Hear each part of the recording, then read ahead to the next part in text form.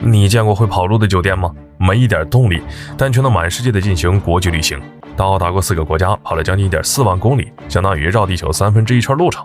然而飘飘走走30多年，到最后竟然没有一个人敢住这个酒店，甚至还被朝鲜给拆了个干净。这究竟是怎么一回事？今天秋哥就带大家来了解了解。就在2020年，朝鲜在自己海域附近发现了一栋飘到海面上的酒店。这酒店有5层楼高，将近200个房间。经过调查之后才发现，这酒店已经在海上漂了30多年。更离谱的是，它居然还是从澳大利亚一路漂过来的。关键是它也没装什么动力系统啊！好家伙，漂到海面上就算了，这年头酒店居然还能无动力满世界跑，这究竟是咋回事？时间回到上世纪80年代，有个有钱人因为跑到了澳大利亚定居，在欣赏到大堡礁的美景后，突然就想要在附近弄个酒店出来，但是直接在船上建嘛，就感觉没什么新意。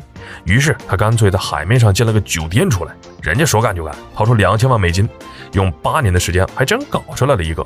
要知道这可是80年代的美元呢，毫无疑问，它成了世界上第一个5星级海上酒店，由新加坡建造，千里迢迢的拉到了澳大利亚。酒店5层，200个房间，里面的设施更是一应俱全，什么酒吧、图书馆、餐厅就标配，它甚至还有网球场、淡水游泳池以及一座水下观景台，能欣赏到大堡礁的水下美景。不过，虽然这5星酒店好是挺好，但它的价格也相当炸裂。世界上第一座5星级海上酒店，噱头挺足的，结果开业还不到1年的时间就关门大吉，最后不得不低价贱卖了。咋？难道这个酒店建得太差了吗？其实也不是。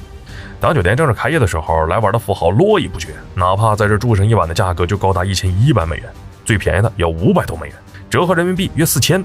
当时我国万元户都寥寥无几，就为了住个酒店就花了大半年的工资。只能说世界上有钱人还真是多呀，住的贵，想要来这个酒店呢住也贵。因为远离大陆，想要登上酒店呢只有2种办法，一个是坐船，大概要花2小时约120美元，有点钱的呢可以坐飞机，酒店有停机坪只要350美元。不过都能住店的人了，那些游客能差这点钱吗？把酒店老板笑得差点嘴巴都有点合不拢了。只不过谁知道这地方天气这么不好，那暴风雨说来就来，这一下想住店的人来不了，想走的走不掉，还险些弄出点人命出来。等好不容易事儿过了，又有人在酒店附近发现2战时期遗留下来的上百吨弹药，差点没把游客吓死。好家伙，万一哪天这玩意儿突然爆炸了，可不是开玩笑的。毕竟他们是来这玩度假游玩的，不是来上西天的。一想到自己在炸弹上玩这么久，游客当天就走了个干净啊，这下老板就有点笑不出来了。可能是天性不爱笑吧，反正不管他怎么给酒店降价，就没有一个人来。最后开业不到1年，就只能低价卖给日本，然后被日本拉到越南去重新开业了。开业不到1年的海上酒店，就因为在附近发现炸弹，把游客吓了个精光，最后破产，不得不找个接盘侠。而接盘侠就把海上酒店拉到了越南的胡志明市。虽然酒店是没动力，但它可以用船拉呀，它只是被船锚固定在海面上而已。等到了越南，酒店改名为西贡酒店，价格呢还是那个价格，住几个晚上甚至要比越南的人均 GDP 都要高。但没办法，越南人哪见过这么神奇的酒店，忍不住好奇的大有人在，以至于出现要是不去这酒店住一晚都不好意思说自己是有钱人。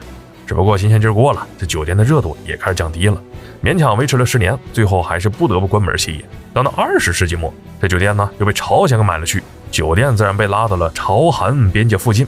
那时的朝鲜其实想借着这个酒店改善一下2国的关系，同时也促进一下经济的发展。当时开业到了第10年，就发生了朝鲜士兵开枪打死了韩国妇女，这一下酒店又黄了。然后一直在原地待了10多年，直到2020年，朝鲜突然又想起了这个家伙，毕竟这么久没人住，酒店早就变得破败不堪。朝鲜就觉得这破烂建造不修有点碍人眼，修吧，但修完也没啥用啊，干脆就下令把它给拆了。正要动手，好巧不巧碰上了疫情，就只能搁置，一直拖了2年时间。直到去年3月份，这个飘荡了30多年，共计走了1.4万海里的海上酒店，最终变成了一片废墟。从那一刻才正式的宣告退出历史舞台，多少让人有点唏嘘。